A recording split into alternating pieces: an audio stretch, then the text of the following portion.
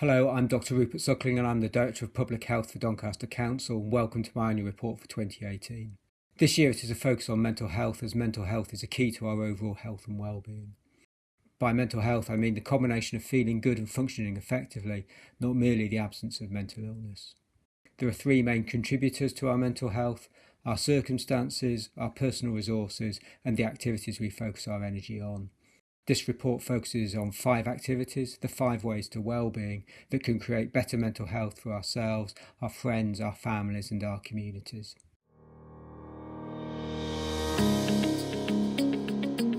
So many fantastic groups at Doncaster Libraries. For example, in regards to IT and digital learning, we have a computer basics class and an iPad and tablet club.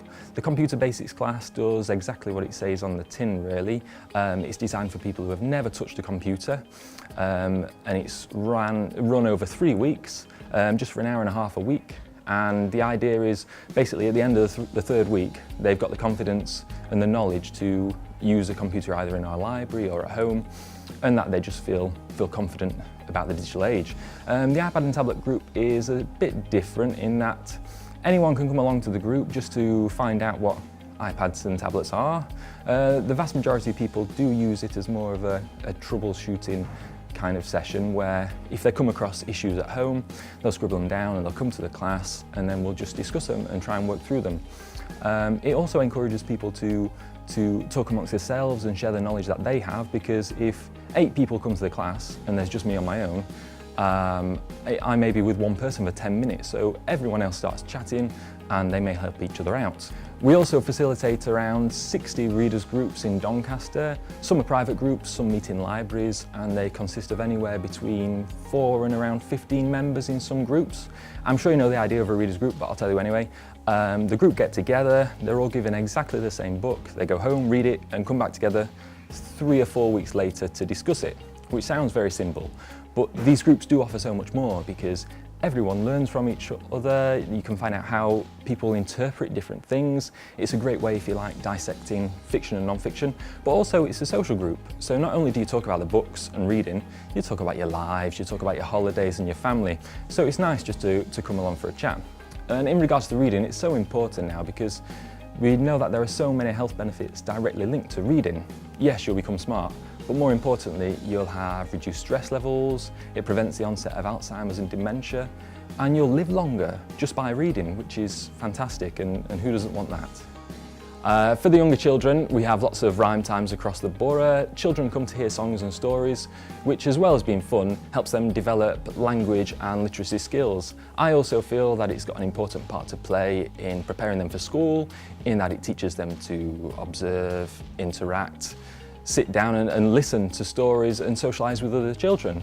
Not only is it important for the children, I think it's important for the parents and carers as well, because the groups kind of become social networks for them too. Like it or not, computers and coding are now part of our daily lives, and it's also part of the school curriculum. We're giving children the opportunity to be one step ahead by learning how to code and how to integrate these skills in their day-to-day tasks.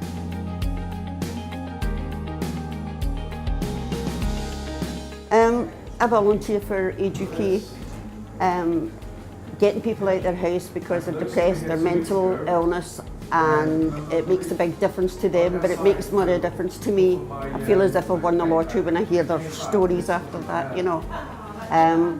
Sorry I never done it years ago. It's been such a pleasure, you know, doing it. My son did encourage me, my son up in Scotland. He, get yourself out, Mum, get yourself out.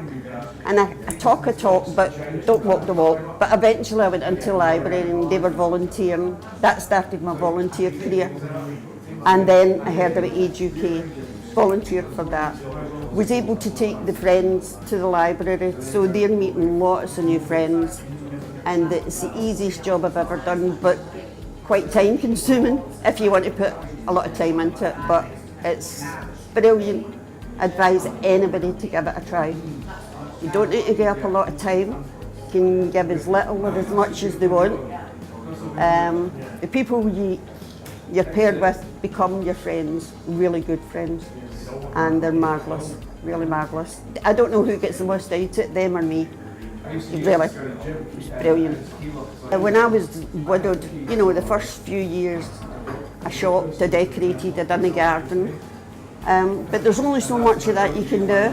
But when you start volunteering, I don't have enough time. I don't even know how I manage to work, to be honest, because there's something on every other day. If you want to do that, if you want to get involved to that level. But, you know, it's filled my whole day. In fact, the family phone up and say, where were you yesterday and the day before that, the day before that? I think they think you've got a secret admirer down here. So I can only advise anybody to try it. They'll get a lot out of it. They'll get more out of it than the people that they're befriending. And we hope that we give them a lot, you know. So I would advise anybody to try it.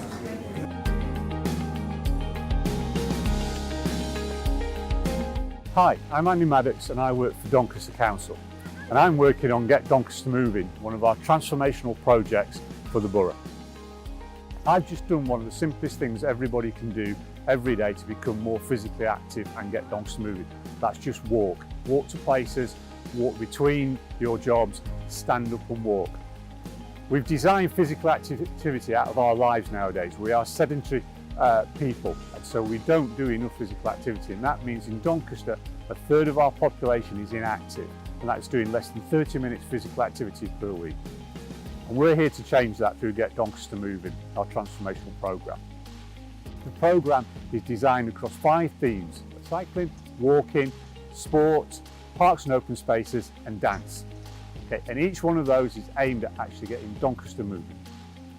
We aim through cycling to get people more active as a mode of transport and recreationally. So for example, we've invested in the Transpennine Trail, and that's seen a massive increase in people recreationally cycling, but also walking in that beautiful part of Doncaster. We're investing in a cycling circuit in Doncaster to engage people in a traffic-free environment, both recreationally, learning to cycle, and competitively, as we're becoming a hotbed of cycling. And that has been shown through us hosting stages of the Tour de Yorkshire and next year's UCI World Championships. We're aiming to deliver dance across all age groups, but with a focus with young and old, because older people, we've found out, are engaged in dance recreationally within their communities, and we see this as a means of actually getting more people active as they get older, and also socially coming together. We also are looking at parks and open spaces as our green hearts of our environments, and you'll hear a bit more about that, but recreationally these are very important to us as well. And finally, sport in all its guises. We're looking at investing in our facilities long term, our pitches such as football, rugby, cricket, and also supporting clubs and volunteers to grow the heart of our sporting population. And we need those people on side to do that. How are we going to do this? Well, we're working with our partners across Doncaster, Club Doncaster, DCLT, Active Fusion, as well as Sport England and UK Sport and Yorkshire Sports Foundation as well, plus many more. And collectively together we are driving Get Doncaster Moving. But why do we need to do this? Well, as I've said, a third of our population is inactive, and we have a middle population who are active as well. And by being physically active, we all know it helps us health-wise. It reduces heart disease and stroke, certain types of cancer, type 2 diabetes. It also helps with depression and mental well-being. In addition, it also helps people be more aspirational. If you're physically active, you're more likely to be in employment and do better in education, and therefore it helps our population engage in the aspirations of Doncaster and the growth that you see around the borough. So the key message is we want to get you as population of Doncaster moving through Get Doncaster Moving, and support you in any form whatsoever to do that. And hopefully these programmes with Get Doncaster Moving will actually see that growth start.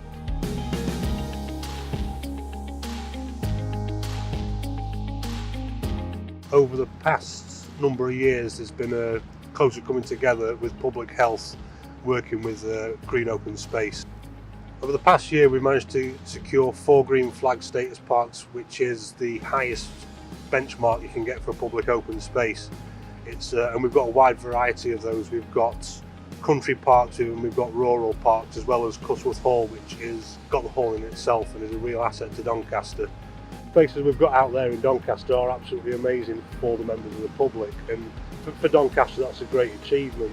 A number of years ago we didn't have any, and now we've got this many, and that's something we're working to continue to work towards. One of the most recent introductions has been outdoor gym equipment. Over the past 10 years we've been slowly introducing these to parks and open spaces, and they are proving popular. more and more people are starting to use them, and it's a free asset. Anyone can go and use these, and it's basically a free gym in any park or open space. We do provide a large number of play facilities, but then also within parks and open spaces we have got just the element of adventure. We've got woodlands, we've got country parks, and there are urban parks and open spaces that you can just go and explore and enjoy. One thing we're trying to do with parks and open spaces is, as we look to improve them, is incorporate walking maps, so people understand the distance they're walking around parks and open spaces. They are taking X amount of steps as they go around parks, calories burned, things like that, and different walking routes. And because of the different types of sites we've got, you don't have to do the same walk every time. You can go to a different park and have a different experience each time.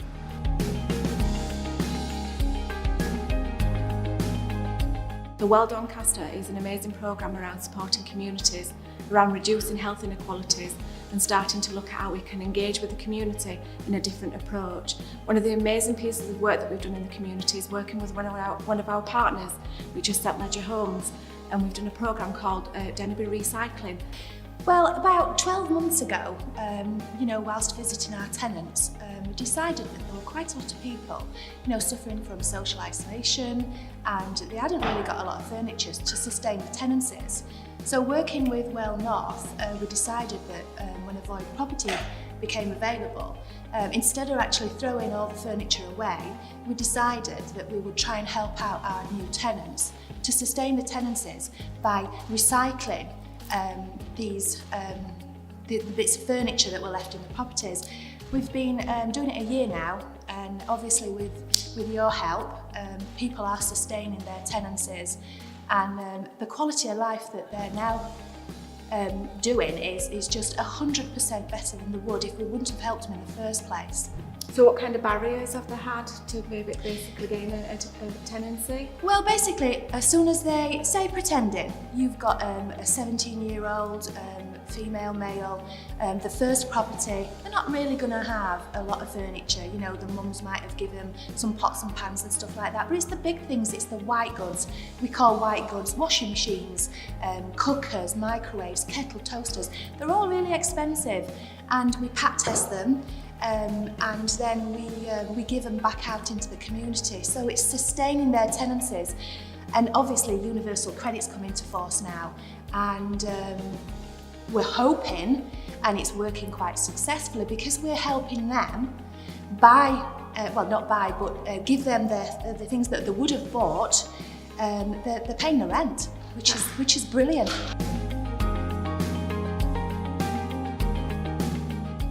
Thank you for watching my 2018 annual report, and the focus of this report has been on mental health. And we know it's not just about the absence of mental illness. Mental health is much more about life satisfaction, it's about happiness, it's about feeling worthwhile, and it's about having low anxiety.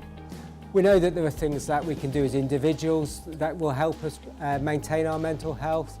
So by connecting with other people, being active, giving of our time, taking notice and learning. But sometimes we know that that's not enough. So the society that we live in, with debt, poverty, poor quality jobs, poor housing, can make that all much harder, which is why we as a local authority and as partners want to sign up to the Mental Health Prevention Concordat. And through that we're going to use all our resources to make sure that we've got a much better approach to mental health. So the sorts of things that we'll see is more emphasis on better jobs, better training. We want to see more work to reduce debt, work with parents and young people as they grow up, and work with older people to prevent loneliness and increase sort of befriending. I said it isn't about services, yet suicide is the biggest killer of men under 45 in the UK today, and today 16 people will take their own lives through suicide. And that's why I'm keen that we pledge to be a zero suicide borough, and that we always ask twice when we're talking to people and asking about their mental health and well-being. So I hope you enjoy the report, and I hope you pledge to do more to improve not only your own mental health and that of your family, but the mental well-being of Doncaster. Thank you.